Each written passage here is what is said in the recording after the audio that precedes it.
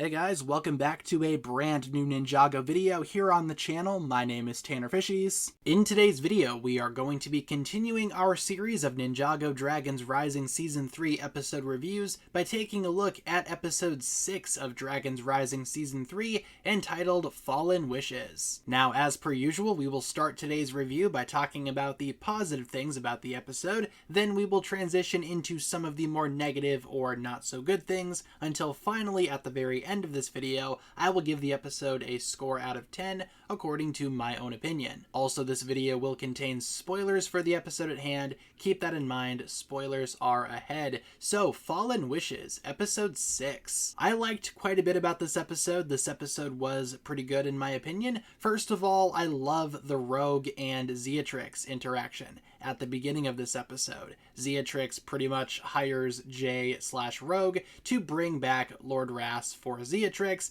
for revenge, and we will see more of that potentially in later episodes, I'm sure, but it's awesome to see these two interact, and it's awesome to see more of Rogue and hear more of his awesome voice. Speaking of Lord Ras, he and Eren are doing more training, and we actually learn a lot more as to what exactly Lord Ras's motivations are, and I thought that was handled extremely well in this episode. Pretty much, Lord Ras's plan is that he wants all 7 dragon icons, a dragon icon from each of the 7 source dragons. In fact, his hammer was a dragon icon the entire time, which a lot of folks did theorize about. Again, just a hint as to what's to come, but I thought that was handled extremely well, showcasing more of Eren and Lord Ras's continued bond. It's nice to finally know these things, but the main meat of this episode is everything taking place in New Ninjago with Ericor the Djinn. Turns out Ericor has been granting wishes for people, and in return, the wishes obviously restore another part of Ninjago, pretty much what the Djinn should have been doing this entire time, until Rox and the Dragonians invade. By the way, I love whenever one of the 5 shows up, the storm follows them. That's just an amazing little touch right there. But Ericor continues to prove how smart he is by basically summoning the ninja there, more specifically Nia, Sora, and Ryu,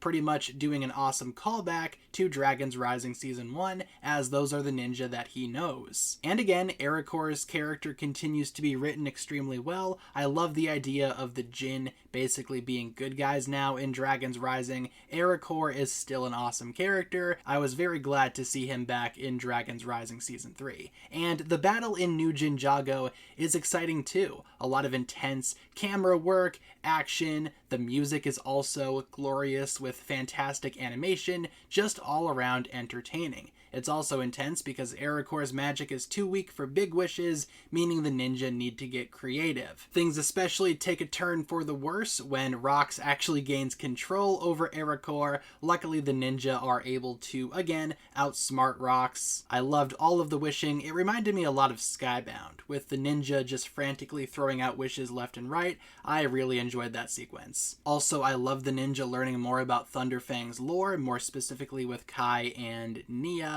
I liked that scene because we as an audience are also learning alongside with the ninja, and it's always cool to learn more Ninjago history, which this episode definitely provides. Also, it's kind of small, but the animation in this episode is outstanding. I touched on it a bit earlier, but even outside of battle, the water looks impressive. Ericor's tail also looks great. They redesigned it quite a bit from Dragons Rising Season 1. Again, these subtle changes are small, but it's impressive to see how much the series has grown in terms of animation ever since Dragons Rising Season 1. In terms of the bad things about this episode, I have just a few little small complaints. First of all, Dareth is here, and while some folks would say that it's awesome to see Dareth back, he just makes things awkward. I mean, he showed up, wished for the most predictable thing ever. It wasn't funny, and it definitely was a good thing that Ericor refused Dareth's wish.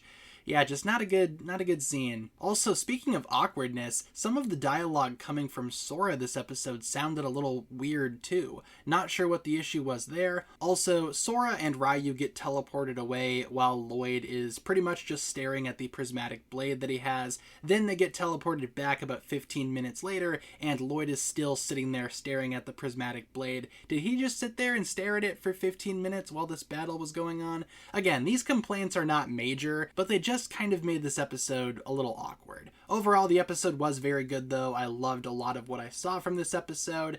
Probably one of the better ones so far. In terms of a score, I will give this episode a 9 out of 10 for everything that I listed in today's review. Like I said, very solid episode. Leave all of your thoughts down below in the comments. What exactly do you think about this episode? And hopefully you enjoyed this one. If you guys did, feel free to like and subscribe, do all that fun stuff, and I will talk to you guys again very, very soon. Peace.